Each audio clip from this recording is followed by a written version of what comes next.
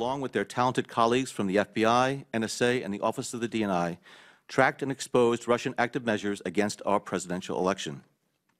When it became clear to me last summer that Russia was engaged in a very aggressive and wide-ranging effort to interfere in one of the key pillars of our democracy, we pulled together experts from CIA, NSA, and FBI in late July to focus on the issue, drawing in multiple perspectives and subject matter experts with broad expertise to assess Russian attempts to interfere in the U.S. presidential election.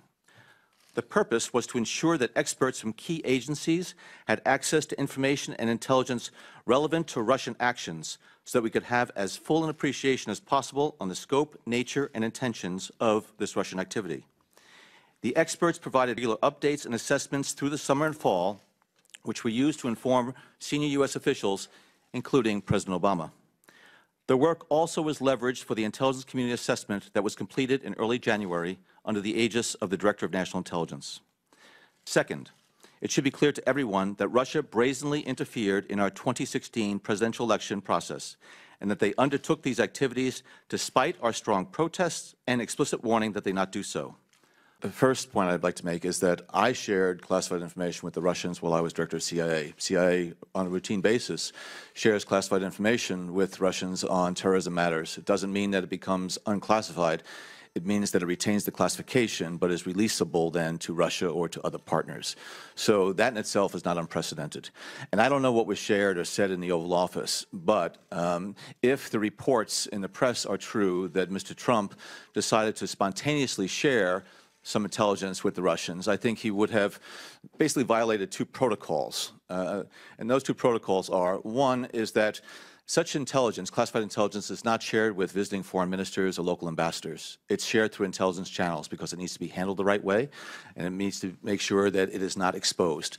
He didn't do that, if the press charges are accurate. Secondly, before sharing any classified intelligence with foreign partners, it needs to go back to the originating agency to make sure that the language in it is not, even just providing the substance, going to reveal sources and methods and compromise the future collection capability.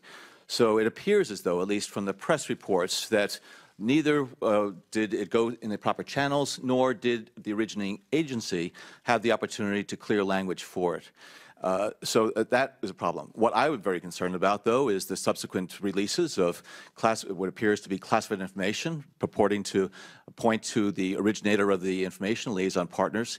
These continue to be very, very damaging leaks, and I find them appalling, and they need to be tracked down. So that was where the damage came from, I think, that it was released in the press. Now, the Russians are watching very carefully what's going on in Washington right now, and they will try to exploit it for their own purposes and to see whether or not they can further, I think, seed partisan animosity here in Washington and try to roil the waters, the political waters here. And so even though the election is over, I think Mr. Putin and Russian intelligence services are trying to actively exploit what is going on now in Washington to their benefit and to our detriment. Did evidence exist of collusion, coordination, conspiracy between the Trump campaign and Russian state actors at the time you learned of 2016 efforts? I encountered and am aware of information and intelligence that revealed contacts and interactions between Russian officials and U.S. persons involved in the Trump campaign that I was concerned about because of known Russian efforts to suborn such individuals, and it raised questions in my mind, again, whether or not the Russians were able to gain the cooperation of those individuals. I don't know whether or not such collusion, that's your term, such collusion existed. I don't know. But I know that there was a sufficient basis of information and intelligence that required further investigation by the Bureau to determine whether or not U.S. persons were actively conspiring, colluding with Russian officials.